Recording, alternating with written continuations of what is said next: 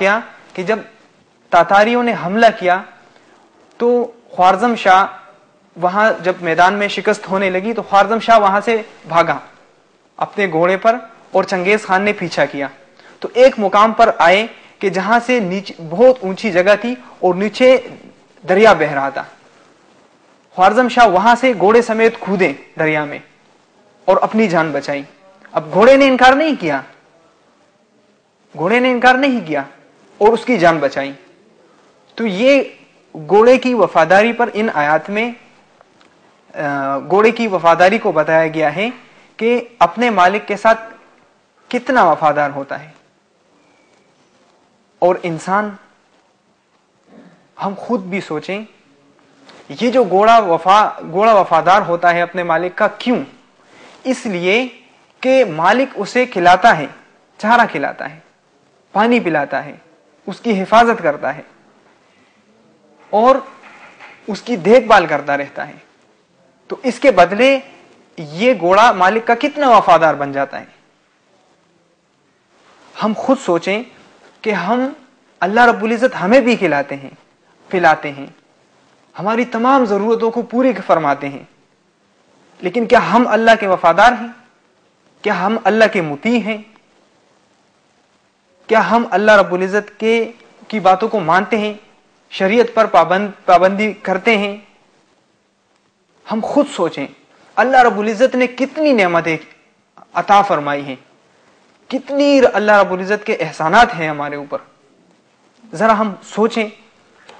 اسی سورہ عبس میں اللہ رب العزت اشارہ فرماتے ہیں فَلْيَنْظُرِ الْإِنسَانُ إِلَىٰ طَعَامِهِ, انسان کو چاہیے کہ وہ اپنی خوراک کو دیکھیں. أَنَّ صَبَبْنَا الْمَاءَ صَبًّا, ہم نے پانی برسایا خوب بارش کی صورت میں. ثُمَّ شَقَقْنَا الْأَرْضَ شَقًّا, پھر ہم نے زمین پاڑی عجیب صورت میں. فَأَنبَتْنَا فِيهَا حَبًّا, اور پھر غلہ اگایا اس سے. وَعِنَبًا وَقَضْبًا, اور انگور اور سبزیاں اگائی. وَزَيْتُونًا وَنَخْلًا, زیتون اور کھجور.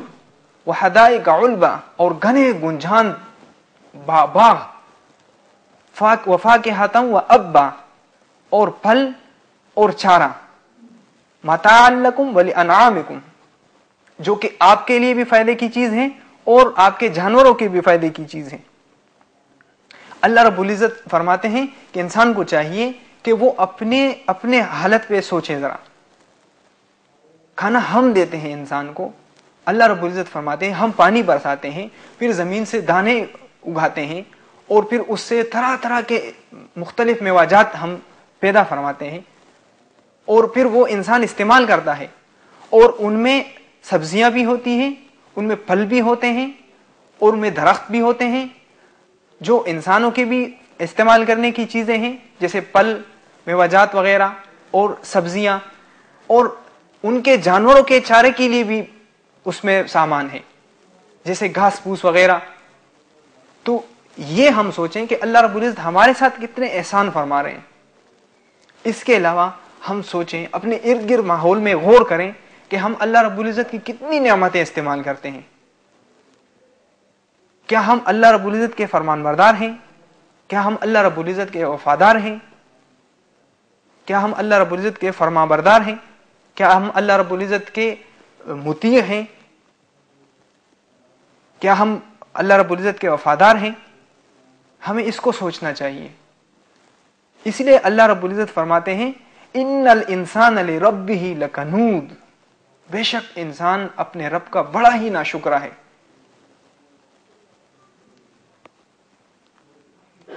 اور پھر فرماتے ہیں وَإِنَّهُ عَلَى ذَلِكَ لَشَهِيدٌ, اور یہ جو انسان ہے اپنی اس حالت پر خود بھی گواہ ہے. اور پھر آگے اللہ رب العزت فرماتے ہیں وَإِنَّهُ لِحُبِّ الْخَيْرِ لَشَدِيدٌ, یہ دوسری بیماری کی طرف اللہ رب العزت کا خبرداری دینا ہے کہ دوسری بیماری کیا ہے انسان میں. وَإِنَّهُ لِحُبِّ الْخَيْرِ لَشَدِيدٌ, یہ انسان جو ہے مال کی محبت میں بڑا ہی سخت ہے, بڑا ہی پکا ہے مال کی محبت میں. مال کو حاصل کرنے کے لیے کیا کچھ نہیں کرتا, کیا کیا تدابیر اختیار کرتا ہے. اپنی ذہنی صلاحیتیں, اپنی سوچیں سب مال کو حاصل کرنے میں لگاتا ہے، اپنے لیے زیادہ سے زیادہ سہولتیں حاصل کرنے میں لگاتا ہے. کیا یہی انسان کا مقصد ہے کہ زیادہ سے زیادہ سہولتیں حاصل کی جائیں اور مال کو مقصد بنا کر حاصل کیا جائے؟ نہیں، یہ مقصد نہیں ہے. تو یہ ایک بیماری کو اللہ رب العزت نے یہاں پر ذکر فرمایا ہے کہ یہ انسان کے اندر ایک اور بیماری ہے کہ انسان نے اب مال کو حاصل کرنے میں اتنا سخت ہو گیا ہے کہ اس کو مقصد ہی بنا لیا ہے. آج ہم دیکھیں کہ کیا سوچ ہے، ہر کوئی اسی سوچ میں ہوتا ہے کہ زیادہ سے زیادہ کماؤں. اگر کوئی اپنے بچوں کو پڑھاتا ہے تو بھی اسی مقصد کے لیے پڑھاتا ہے کہ یہ ڈاکٹر بنے گا، انجینئر بنے گا، یا کوئی پروفیشنل اور کوئی ڈگری حاصل کرے گا تاکہ زیادہ سے زیادہ کمائی کا اسباب ہوں، تاکہ اچھا سا اچھا پوسٹ ملے اور اچھی ڈگری ہو تاکہ تنخواہ زیادہ ہو. یہی سوچ ہوتی ہے. اور زیادہ مال کمانا اور پھر زیادہ سہولتیں آرائشیں اختیار کرنا، یہی مقصد ہے. تو بھائی قرآن اس پر خبردار کرتا ہے کہ یہ مقصد نہیں ہونا چاہیے، بلکہ مقصد کا تعین اللہ رب العزت نے خود فرمایا ہے. وہ کیا ہے؟ وَمَا خَلَقْتُ الْجِنَّ وَالْإِنسَ إِلَّا لِيَعْبُدُونَ. میں نے انسانوں اور جنات کو صرف اور صرف اپنی عبادت کے لیے پیدا کیا ہے، تاکہ وہ بندگی کریں، میرے احکامات کو مانیں. میں نے جو زندگی گزرنے کا دستور متعین کیا ہے، یعنی شریعت کی صورت میں، اس پہ عمل درآمد کریں، اسی پہ اپنی زندگی گزاریں.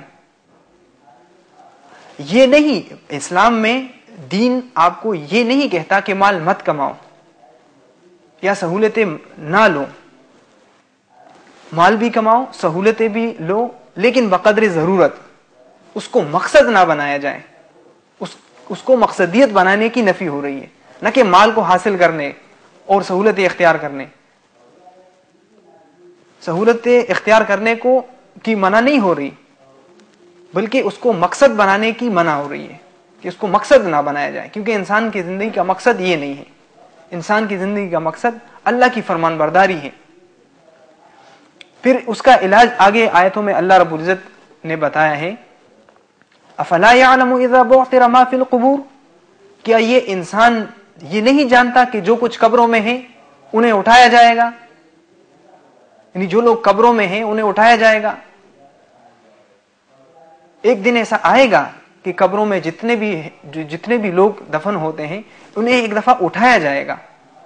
وحصل ما فی الصدور. اور جو کچھ سینوں کے اندر ہے اسے ظاہر کیا جائے گا. یعنی جو گناہ، بری نیت، محبت مال کی محبت اور دنیا کی محبت، یہ جتنی بھی چیزیں ہیں اسے ظاہر کیا جائے گا کہ انسان نے کیا کچھ اپنے سینے میں چھپائے رکھا تھا. یہ سب ظاہر ہوگا. تو ان آیت میں اللہ رب العزت نے علاج تجویز فرمایا ہے، اور ان آیتوں میں علاج ہے کہ انسان اس پہ غور کرے. کیا انسان اسے نہیں جانتا؟ تاکہ انسان اس کو سوچے کہ مجھے مرنا ہے اور مرنے کے بعد مجھے ایک دفعہ پھر بھی اٹھنا ہے اور اللہ کے سامنے پیش ہونا ہے. ایک دن ایسا آنے والا ہے. تو جب یہ فکر ہوگی تو اس کے دل میں مال کی محبت نہیں ہوگی، بلکہ اللہ رب العزت کی اطاعت فکر پہ اور اللہ رب العزت کی اطاعت پیدا ہوگی اور اس وہاں کی تیاری کی فکر پیدا ہوگی. اور پھر اللہ رب العزت فرماتے ہیں ان ربہم بہم یومئذ لخبیر. اور بے شک ان کا رب اس دن پوری طرح باخبر ہوں گے کہ جو کچھ انہوں نے کیا ہے اللہ رب العزت کو خبر ہوگی. بظاہر تو یہاں بھی اللہ رب العزت کو خبر ہے کہ جو کچھ انسان کرتا ہے تو اللہ رب العزت کو ایک ایک عمل کا پتہ ہے، خبردار ہے اللہ رب العزت. لیکن چونکہ یہاں ایک متعین دن کا تذکرہ ہو رہا ہے تو خصوصیت کے ساتھ یہ ذکر فرمایا ہے کہ اس دن ان کے رب کو یعنی انسانوں کے رب کو یعنی اللہ رب العزت کو خبر ہوگی کہ جو کچھ انہوں نے اعمال کیے ہیں، جو کچھ ان کے دلوں میں تھا، سب کی خبر ہوگی اور انسانوں پر بھی یہ ظاہر کر دیے جائیں گے. تو ناظرین، ہمیں چاہیے کہ اللہ رب العزت کی نعمتوں پر شکر ادا کریں، ان کی نعمتوں کی شکر کریں اور اللہ رب العزت کے وفادار بن جائیں۔ کیا ہم ان جانوروں سے بھی کم ہیں جو اپنے مالک کے لیے اپنے جان کو خطرے میں ڈال دیتا ہے، جو اپنے مالک کے لیے اپنے جان کو خطرے میں ڈال دیتے ہیں؟ کیا ہم ان جانوروں سے بھی کم ہیں؟ بلکہ انسان کو تو اللہ رب العزت نے اشرف المخلوقات کا درجہ دیا ہے، ہمیں تو اور بھی زیادہ فرمان بردار اور وفادار بننا چاہیے،